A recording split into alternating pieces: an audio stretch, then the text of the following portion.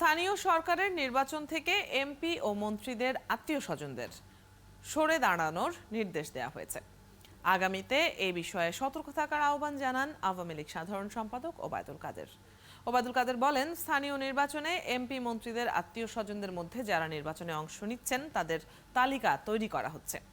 উপজেলা নির্বাচনের সময় আওয়ামী লীগের সব রকম কমিটি গঠন ও সম্মেলন বন্ধ থাকবে। এ সময় তিনি আরো বলেন, বিএনপি সরকারের বিরুদ্ধে অবিরাম নালিশের রাজনীতি করে যাচ্ছে।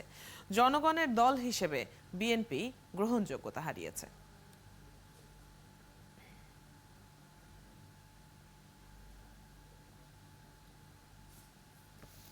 দেখছিলাম আসন্ন উপজেলা নির্বাচন থেকে মন্ত্রী এমপিদের আত্মীয়দের সরে দাঁড়াতে বলেছে আওয়ামী লীগ, কিন্তু কেন এই নির্দেশ?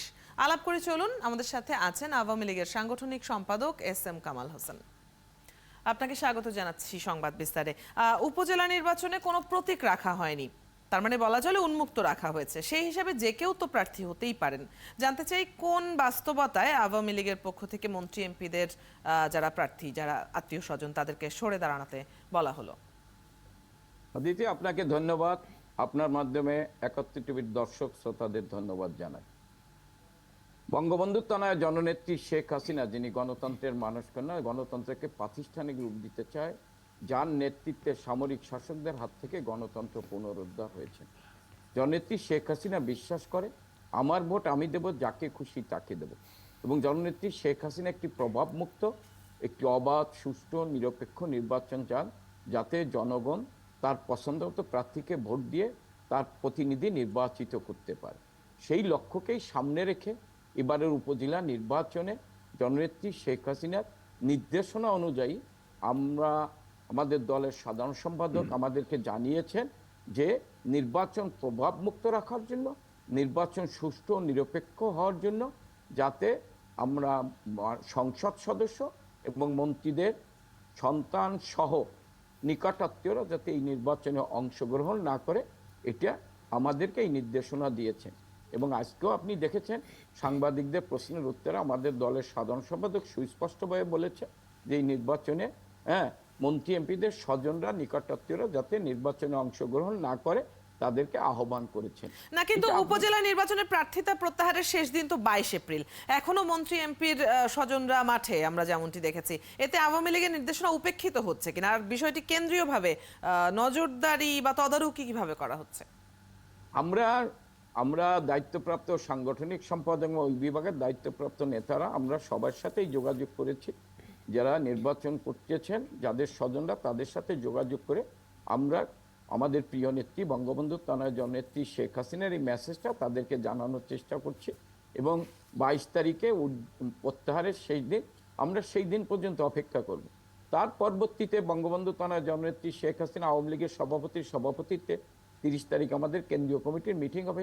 সেই মিটিং হয়তো আলোচনা হতে পারে, আমাদের সাংগঠনিক এজেন্ডা আছে, এই বিষয়ে আলোচনা হতে পারে, এখন এটা বলা যায় না।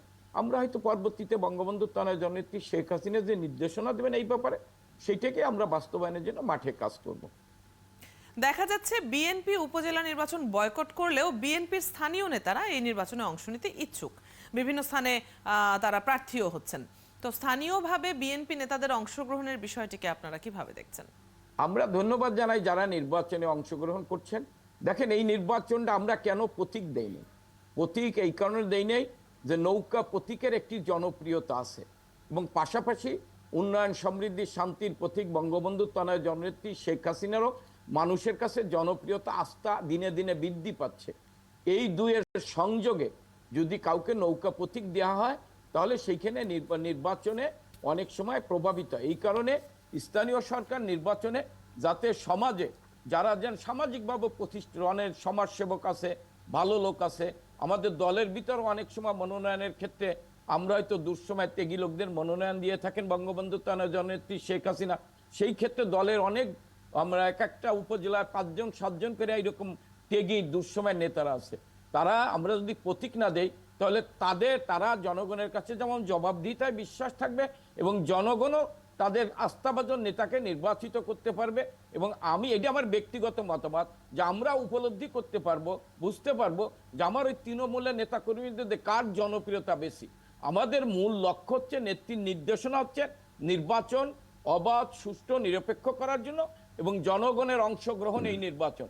দ্বাদশ জাতীয় সংসদ যেমন জননেত্রী শেখ হাসিনা, ধরুন অনেকেই নির্বাচন প্রতিরোধ করতে চেয়েছে, কিন্তু জননেত্রী শেখ হাসিনার এক কৌশলের কারণে, তার পার্সোনাল কৌশলের কারণে, ব্যক্তিগত কৌশলের কারণে এই নির্বাচনে একটা উৎসবমুখর পরিবেশ হয়েছিল। দ্বাদশ জাতীয় সংসদের প্রতিদ্বন্দ্বিতামূলক হয়েছিল।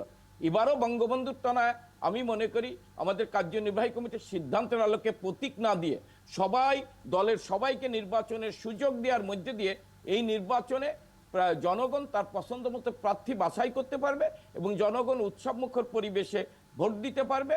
এবং বঙ্গবন্ধুর তনয়ের যে স্লোগান, আমার ভোট আমি দেবো, যাকে খুশি তাকে দেবো, এই স্লোগান জনগণ বুকে ধারণ করে ভোট কেন্দ্রে যাবে এবং নির্বাচন কমিশন একটা ভালো নির্বাচন উপহার দেবে, সরকারের পক্ষ থেকে সহযোগিতা করবে আমরা বিশ্বাস করি। এবং আমরাও দলের পক্ষ থেকে সব জায়গায় নির্বাচনে একটি ভালো করার জন্য আমরা সবাইকে সহযোগিতা করব। সেইভাবেই আমরা আমাদের নির্দেশনা তৃণমূলের নেতাকর্মীদের কাছে আমরা পৌঁছে দেব। স্থানীয় সরকার নির্বাচনের সংঘাতের আশঙ্কা করছেন অনেকেই, এ বিষয়ে আওয়ামী লীগের কোনো নির্দেশনা আছে কিনা, আর দল হিসাবে আপনারা নির্বাচন কমিশনকে কিভাবে সাহায্য করবেন এবার? আমরা নির্বাচন কমিশন একটি ভালো নির্বাচন করার জন্য জনগণ যাতে ভোট কেন্দ্রে যেতে পারে ভয় ভীতি উপেক্ষা করে, সেই ক্ষেত্রে নির্বাচন কমিশন যে উদ্যোগ গ্রহণ করবে, সেই উদ্যোগে বঙ্গবন্ধুর তনায় আমাদের নির্দেশনা দিয়েছেন যে সব ধরনের সহযোগিতা করতে। আর সংঘাতের কথা বলছেন, আপনি জানেন অদিতি, সব নির্বাচনে, স্থানীয় সরকার নির্বাচনে সবসময় সংঘাত হয়েছে। এখানে স্থানীয় সরকার নির্বাচনে অনেক সময় পরিবার পরিবার, গ্রাম গ্রাম, পাড়ায় মহল্লায় এটি একটা প্রতিযোগিতা থাকে। সেই ক্ষেত্রে ছোটখাটো বিষয় নিয়ে, প্রভাব বিস্তার নিয়ে একটা সংঘাত হতে পারে, কিন্তু আমরা চেষ্টা করব আন্তরিকভাবে যে সংঘাত মুক্ত নির্বাচন হয়। এবং প্রশাসন, আমরা মনে করি যে জেলা প্রশাসন এবং পুলিশ প্রশাসন তারা এই ব্যাপারে কঠোর হস্তক্ষেপ গ্রহণ করবে। মাননীয় প্রধানমন্ত্রীর নির্দেশনা তারা বুঝতে পারছেন, মাননীয় প্রধানমন্ত্রী কি চায় তারা বুঝতে পেরেছেন। এখানে এমপি মন্ত্রী বড় কথা নয়, যেই যার স্বজনই যেই নির্বাচনে অংশগ্রহণ করুক, কারো কথা না শুনে একটি ভালো নির্বাচন উপহার দেবে। নিশ্চয়ই সবাই তাই চায়, যারা সাধারণ ভোটাররা আছেন তারাও নিশ্চয়ই একটা শান্তিপূর্ণ নির্বাচন চায়। আপনাকে অনেক ধন্যবাদ আজকে আমাদের সাথে যুক্ত হয়ে অনেকগুলো বিষয়ে আমরা জেনে নিচ্ছিলাম আপনার কাছ থেকে। দর্শক